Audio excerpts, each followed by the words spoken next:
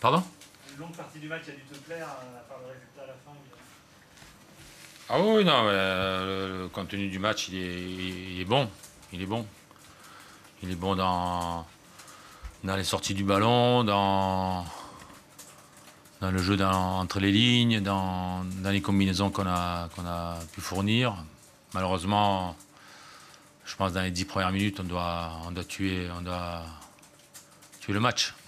On a les 3 occasions là qui doivent nous permettre d'être plus serein, encore plus, de faire sortir cette équipe d'Angers, voilà, qui a, sur les matchs précédents, elle avait pressé très haut. Aujourd'hui, elle a eu du mal à venir nous chercher, parce on a été bon à la sortie, on a été bon dans le cœur du jeu. Et voilà, après ça s'est un petit peu équilibré en deuxième mi-temps. Ils avaient un peu plus le ballon, mais ils ont 2 frappes dans le match. Une qui passe à côté et l'arrêt de Sobaoken, de notre gardien. Mais je pense qu'on mérite la victoire, mais football, il faut les mettre au fond pour mériter la victoire. Justement, il y a très peu d'occasions pour Angers. Ça, c'est une bonne chose aussi d'avoir retrouvé une certaine solidité défensivement, ce qui a peut-être un peu manqué, notamment à Strasbourg. Oui, mais il y a l'acte défensif de mes défenseurs, individuellement, collectivement à 4, et puis le travail devant eux qui a été bien exécuté aussi, mes joueurs de couloir aussi qui ont bien travaillé. Voilà, tout le monde a. Les 10 premières minutes, on a décidé d'aller chercher haut, d'aller presser haut, on l'a très bien fait et on a eu les occasions. Malheureusement, on n'a pas marqué. Il y a un déficit de points qui est certain. Michel, est-ce que tu trouves que ça évolue dans le bon sens quand même? Il faut gagner des matchs quand même. Hein. Pour avancer, il faut prendre des 3 points. C'est vrai qu'on avance comme une tortue, mais il va falloir qu'on aille prendre des points sur les 2 déplacements qu'on a.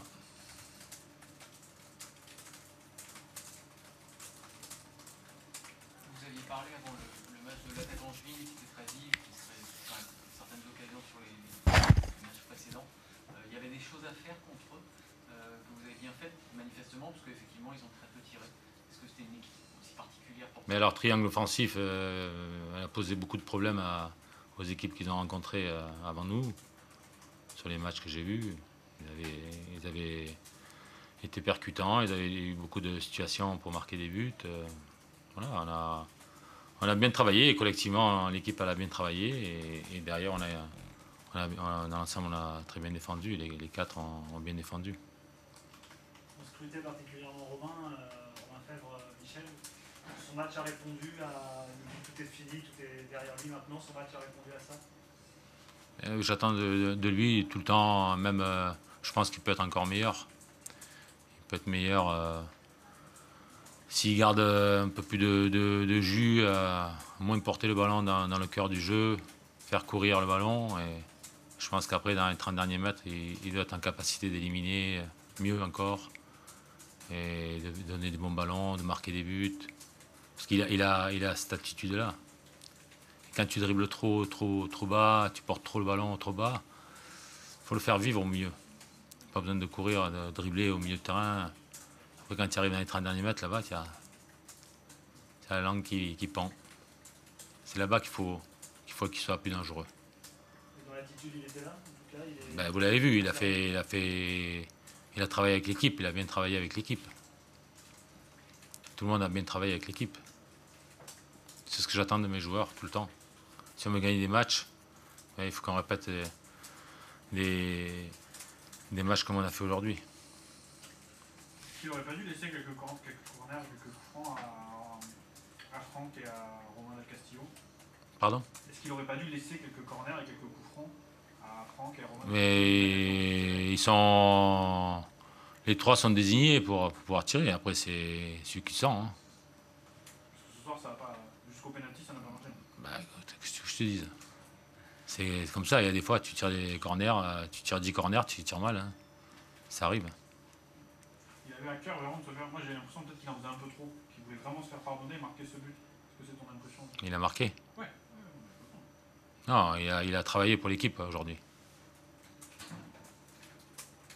quel regard tu portes sur les recrues, sur Romain, sur Lucien, et même sur l'entrée de Youssouf? Non, très bien.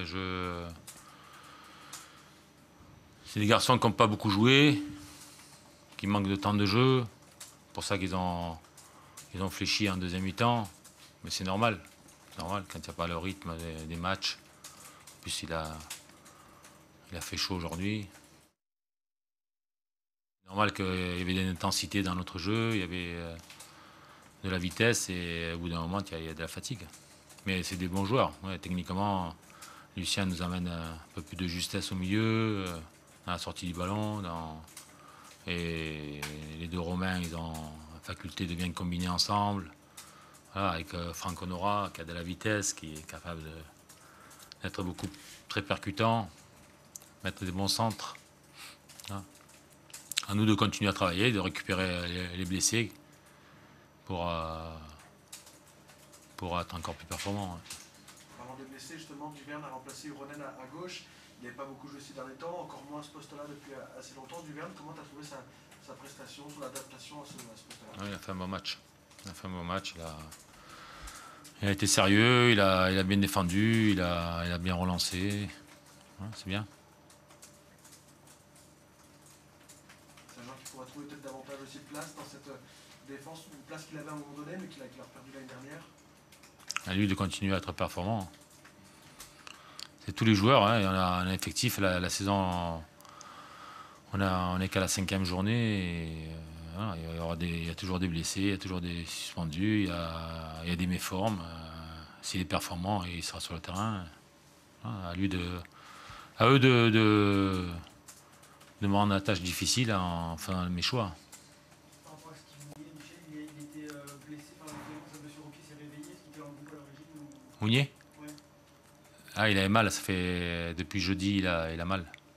Il a rien fait depuis jeudi. Il a fait un peu de vélo, mais quand il est en charge, qu'il faut qu'il court, qu'il saute, il peut pas. Il n'arrive même pas à faire un footing. Tu prends 2 cartons jaunes, qu'est-ce qui ne t'a pas plu dans l'arbitrage aujourd'hui? Non, je ne vais pas parler d'arbitre.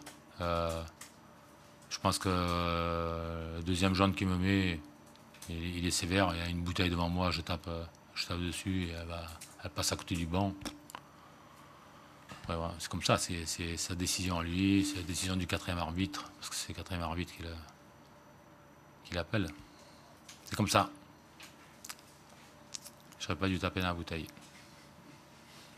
Mon sentiment, c'est qu'on a souffert en début de match. On a dû défendre beaucoup par rapport à l'énergie et l'impact que nous a imposé les Brestois.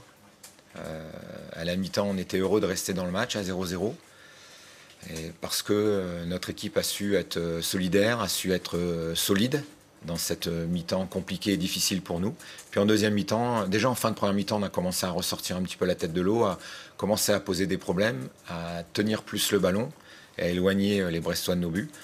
Et en deuxième mi-temps, c'était un match pour moi plus équilibré, où on sentait qu'on pouvait être dangereux à chaque fois qu'on récupérait le ballon.